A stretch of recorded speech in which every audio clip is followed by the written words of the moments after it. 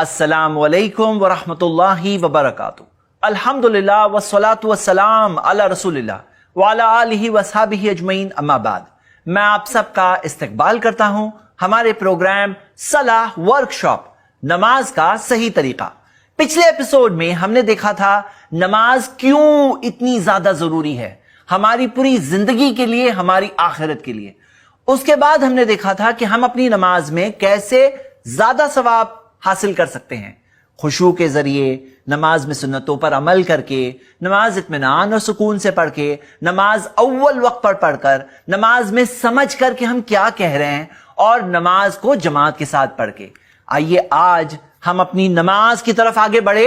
अभी मैं आपके सामने नमाज के 6 शुरूत रखना चाहता हूं, 6 शर्तें, कंडीशंस, यानी ये कंडीशन पूरी होगी तो जाकर नमाज को एक इंसान पढ़ सकता है। अगर ये कंडीशंस पूरी ना हो तो वो नमाज नहीं पढ़ सकता। जैसे मैं आपको एक दुनियावी मिसाल देता हूं, अगर आप बच्चे को स्कूल में दाखिला कराने के लिए ले जाएं तो सबसे पहले स्कूल वाले चेक करेंगे कि इसकी उम्र कितनी है। एज के हिसाब से जो शर्त है, मिनिमम शर्त की इतनी उम्र तो होनी चाहिए, एज क्वालिफाइड है या नहीं है।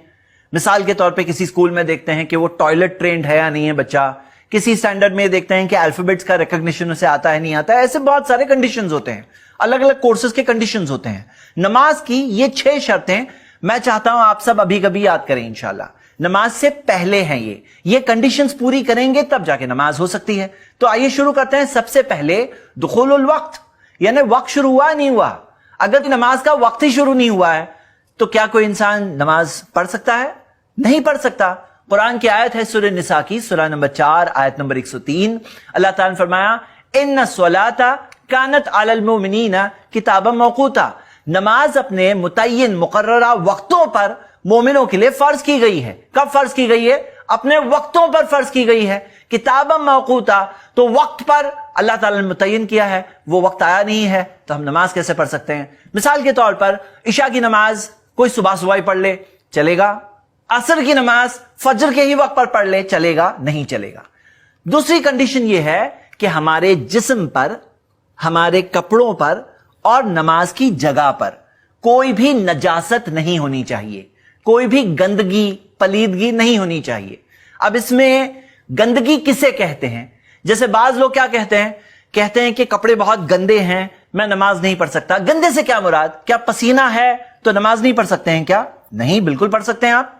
ये अलग बात है कि कपड़े साफ हो तो बेहतर है, पसीना ना हो तो बेहतर है, स्मेल नहीं आ रही है तो भी बेहतर है। लेकिन कौन से वो लिबास है, कौन सी वो चीज है, कौन सी वो पलीदगी है, गंदगी है, नजासत है जिसकी होने से नमाज नहीं पढ़ सकते हैं? ये एक अलग टॉपिक है, इस कोर्स में फिट नहीं होता है। जैसे इशारतन कह रहा हूं, जैसे पेशाब है, पाखाना है, हैज का खून है या कुत्ते का लुआब है, ये सब जो गंदगी है, जो शरई तौर पर गंदगी है। जैसे बाज लोग क्या कहते हैं कि मिट्टी लग गई थी। अब मिट्टी लग गई, आप नमाज नहीं पढ़ रहे हो, ये तो बिल्कुल ऐसी बात है। बाज लोग इसमें जैसे कि गुलू करते हैं, एक ऐसा एग्जैजरेट करते हैं। बाज लोग ऐसे नमाज के अलग ही कपड़े बना के रखते हैं, बोले ये कपड़े पहन के ही नमाज होगी। तो देखिए, गुलू मत करिए, लेकिन टॉपिक को समझ लीजिए। ये टॉपिक हमारा आज का टॉपिक नहीं है, वो एक अलग कोर्स होना चाहिए, फिर कभी इंशाल्लाह करेंगे। लेकिन अभी नमाज के अंदर दूसरी चीज क्या है? जिस्म पर, कपड़ों पर, नमाज की जगह पर कोई नजासत नहीं होनी चाहिए। याद करिए अभी कभी, जिस्म पर, कपड़ों पर और नमाज की जगह पर कोई नजासत नहीं होनी चाहिए। तीसरी शर्त नमाज की वो है अत्तहारतु मिनल हदस, यानी कि बड़ी नापाकी और छोटी नापाकी दोनों नहीं होना चाहिए। बड़ी नापाकी जैसे मिसाल के तौर पर मनी खारिज होने से या मियां बीवी के ताल्लुकात से, तब उसके लिए गुस्ल लाजिम हो जाता है। और छोटी नापाकी जैसे गैस चला गया या पेशाब पाखाना के लिए आदमी गया है या गहरी नींद में सो गया या प्राइवेट पार्ट्स को हाथ टच हो गया, तो ये सब वजह से छोटी नापाकी होती है, उसके लिए वुजू करना लाजिम है, यानी कि हालत वुजू में होना चाहिए। अगर गुस्ल करना लाजिम है तो गुस्ल करना जरूरी है। तो ये हो गई तीसरी शर्त। चौथी शर्त नमाज की सतर का ढाकना, सतर कवर्ड होना चाहिए। अल्लाह सुब्हानहू तआला ने कुरान में सूरतुल आराफ में सूरह 7 आयत नंबर 31 में फरमाया, या बनी आदम खुदू ज़ीनतकुम इंद कुल्ली मस्जिद। ए आदम की औलाद, अपनी खूबसूरती को इख्तियार करो नमाज के वक्त पर, इंदा कुल्ली मस्जिद से तफसीर में आता है कि इससे मुराद है नमाज के वक्त पर, यानी कि सतर कवर्ड होना चाहिए। अब सतर की कुछ डिटेल देख लेते हैं। मर्दों के लिए सतर क्या है? हकीकत यह है, प्यारे नबी मोहम्मद सल्लल्लाहु अलैहि वसल्लम ने फरमाया, मा बैन सुर्रती व रुकबती औराह, जो नाफ और घुटने के दरमियान में है वो है औराह, यानी कि वो ढाकने की जगह है, सतर है जिसको कवर करना होगा। और मुस्तदरक हाकिम में हदीस है, प्यारे नबी मोहम्मद सल्लल्लाहु अलैहि वसल्लम ने फरमाया, गत्ती फखिदक फइन्नल फखिदा औरा, कि अपने थाइस को, रान को कवर करो, क्योंकि ये रान भी जो है, थाइस जो होते हैं वो भी औरा है, यानी जो थाइस का रीजन है वो भी सतर है, उसको भी कवर करना चाहिए। यानी नाप से घुटना आ गया, ये है नॉर्मल सतर, नमाज की बात नहीं हो रही है। नॉर्मल सतर जो किसी के भी सामने इतना कवर तो एक मर्द को कम से कम होना ही चाहिए बराबर से, यानी कपड़े लिबास ट्रांसपेरेंट नहीं होना चाहिए, बहुत तंग नहीं होना चाहिए, वो सारी शर्तों के साथ। लेकिन नमाज के अंदर एक और एडिशनल शर्त मिलती है। अल्लाह के रसूल मोहम्मद सल्लल्लाहु अलैहि वसल्लम ने फरमाया, ला युसल्लियन्ना अहदुकुम फी सौबिल वाहिदी लैसा अला आतिक़िही मिन्हु शैउन, तुम में से कोई भी हरगिज एक ही लिबास में, ऐसे लिबास में नमाज ना पढ़े जिसमें कंधों के ऊपर कुछ नहीं आ रहा है। तो इस हदीस से हमें क्या पता चला कि कंधे भी कवर्ड होना लाजिम और जरूरी है। यह हदीस सुनन नसाई में है सही सनद के साथ।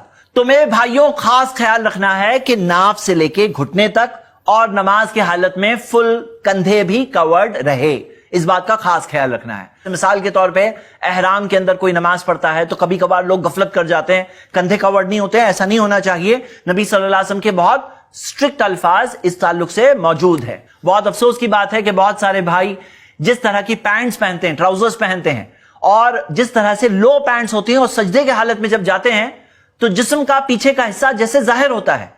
कोई नमाज के लिए अगर लेट पहुंच जाए, लोग सजदे के हालत में हैं, तो देखकर अल्लाह मुस्तान, अल्लाह की पनाह, यानी क्या हाल होता है लोगों का। तो ये तो नमाज की शर्त है, कंडीशन है, यानी आप समझ सकते हैं इसके बगैर नमाज नहीं होती।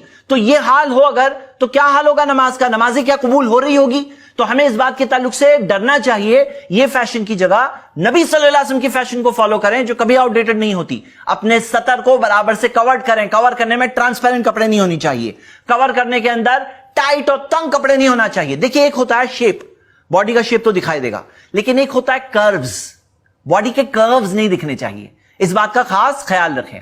आइए औरतों की बात करते हैं। बहनों के मुतालिक हम देखते हैं, प्यारे नबी मोहम्मद सल्लल्लाहु अलैहि वसल्लम की हदीस है सुनन अबू दाऊद में। नबी सल्लल्लाहु अलैहि वसल्लम ने फरमाया, ला युक़बलुल्लाहु सलाता हाइदिन इल्ला बिखिमारिन, अल्लाह ताला कोई भी हाइजा औरत की नमाज को नहीं कबूल करता। मतलब हाइजा औरत से मुराद क्या है? हैज की हालत में जो है वो औरत की बात नहीं हो रही है। हैज की उम्र तक पहुंच गई जो औरत, उसकी नमाज को अल्लाह कबूल नहीं करता सिवाय ये इल्ला बिखिमारिन, मतलब सिवाय ये कि चादर के साथ, खिमार के साथ। तो यानी उसकी चादर होना लाजिम और जरूरी है, कंपलसरी है। तो पूरी तरह से बाल कवर्ड हो, जिस्म के ऊपर भी चादर आ रही हो, इसका खास ख्याल रखना चाहिए। और जो बातें हमने कही कि जिस्म पर जो कपड़े हैं वो टाइट नहीं होनी चाहिए, तंग नहीं होनी चाहिए, ट्रांसपेरेंट नहीं होने चाहिए, उससे नमाज नहीं होती। क्या औरतों को नमाज के अंदर बुरखा पहनना जरूरी है? तो नहीं, बुरखा पहनना जरूरी नहीं है, लेकिन अगर घर के बाहर कहीं पर वो नमाज पढ़ रही हैं तो वहां पे बुरखा होगा, उसका हालत बुरखे के साथ में वो नमाज पढ़ेंगी इंशाल्लाह। कहीं पर नामहरम मर्द हो तो चेहरा भी उनका कवर्ड होगा, तो ये बात तो अलग है। क्या औरतें दस्ताने पहनेंगी? उनकी मर्जी है, नमाज के अंदर दस्ताने पहनना लाजिम नहीं है। क्या वो मोजे पहनेंगी या ऊपर का लिबास लंबा होना जरूरी जिससे उसके पांव कवर्ड हो जाएं? क्या ये जरूरी है?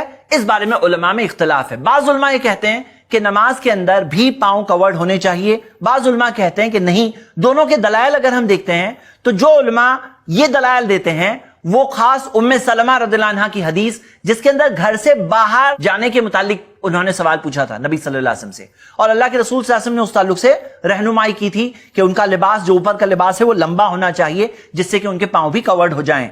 तो वो जो बात हो रही है वो बाहर के ताल्लुक से है। उसी चीज से दलील लेते हुए बाज उलमा इकराम ने नमाज के लिए भी यही बात बताई है।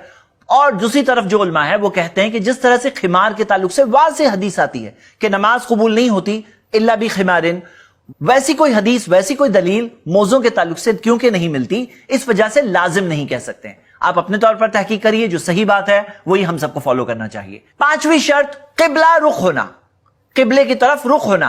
किबला रुख होने के ताल्लुक से मेरे भाई मेरी बहनें, हम देखते हैं कि मक्का की तरफ हम जो रुख करते हैं, मस्जिद हरम की तरफ हम जो रुख करते हैं, सूरह बकरा की आयत है, सूरह 2 आयत नंबर 144, फवल्ली वजहका शत्रल मस्जिदिल हराम, تو اپنے چہرے کو کر دو مسجد حرام کی طرف.